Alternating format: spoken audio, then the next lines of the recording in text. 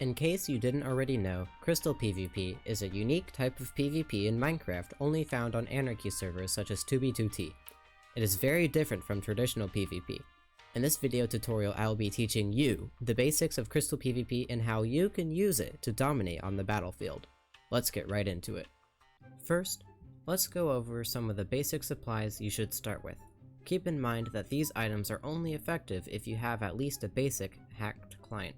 Instead of swords, axes, or bows, end crystals should be your weapon of choice. They do severe amounts of damage even to an opponent fully geared. I recommend carrying a few stacks of crystals to sustain yourself during a fight. For Crystal PvP, it is recommended to have multiple sets of Blast Protection 4, Unbreaking 3, and Mending armor. XP bottles are great for quickly repairing your armor so you don't waste valuable armor sets. Totems of Undying. Totems allow you to stay in the fight even if you take critical amounts of damage. Always keep several totems in your inventory.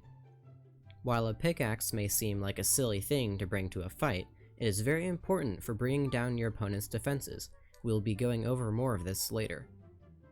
Obsidian is necessary to protect yourself from crystal blast by your enemies. Golden apples. Enchanted golden apples offer better protection from attacks and increase your survivability. Those are all of the bare bones supplies that you will need to start learning how to Crystal PvP. There are many other nice to haves such as a sword and chorus fruit. Also, in case you were curious, this is the kit I currently use when I practice PvP. Okay, so that's all the stuff you're gonna need. So now I'm gonna show you a few things. So, I want to show you how much damage a single end crystal does. Let's place one here and hit it. As you can see, it almost diminished almost half of my health, and the only reason I'm not at super low health after just 2 crystals is because of my golden apple effects. That's why golden apples are so useful. So, there is something you can do to prevent so much damage from being taken. If you have a block between you and an end crystal when it explodes, you take very little damage, if any at all. So the obvious solution, if someone's running at you with an end crystal, is you just surround yourself with obsidian.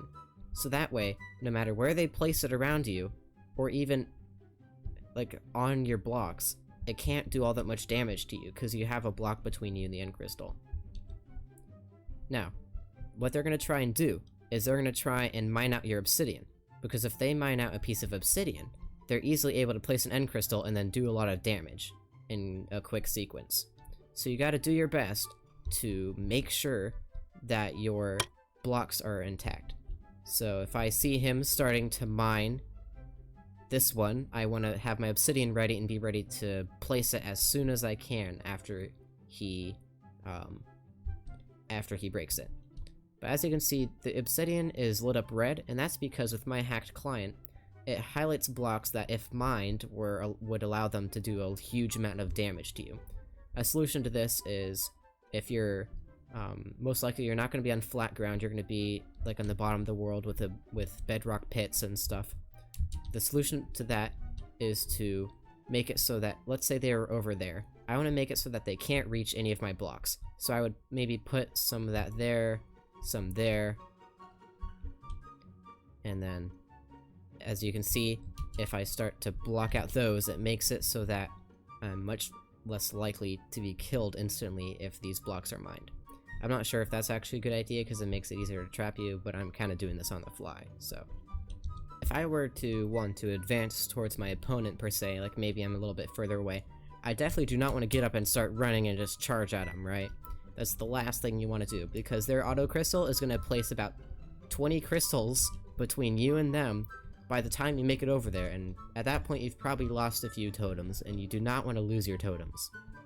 So instead what you do is you can prepare your shelters beforehand so that you can start moving up as quick as possible without being lit up. So now on to how to actually do damage to your opponent instead of just protecting yourself.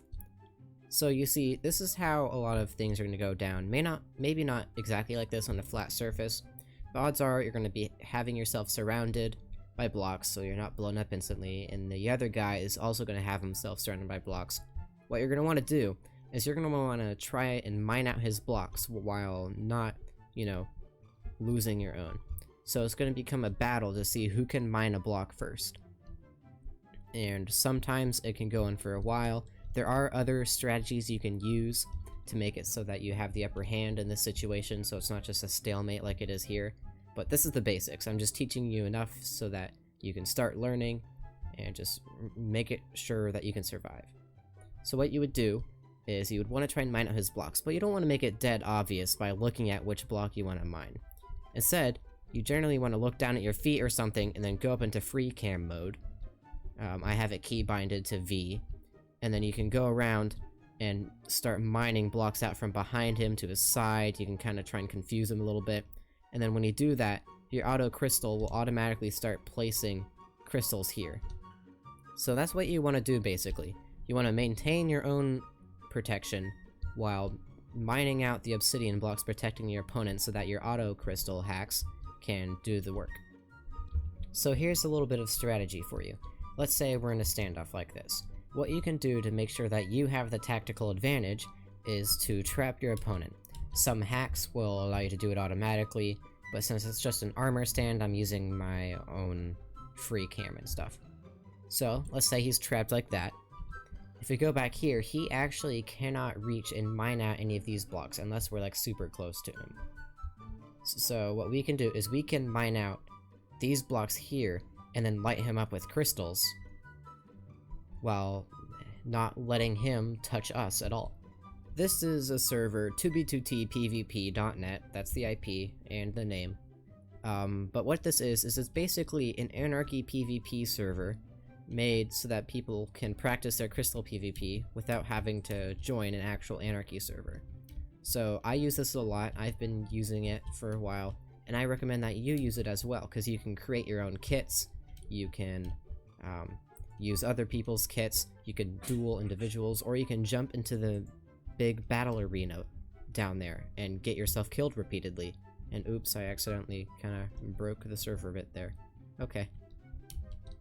But yeah, this is an awesome server, and the best thing you can do is just keep practicing, because the more you practice, the more you learn about individual situations that are kind of hard to teach. But I do recommend you try the server out. It's a whole lot of fun, and it's probably the best way to practice your crystal PvP. Well, that's the end of today's video. I hope you guys found it helpful, and if you did, be sure to leave a like, comment, or even subscribe for more content like this. That's all for now, and I'll see you guys next time.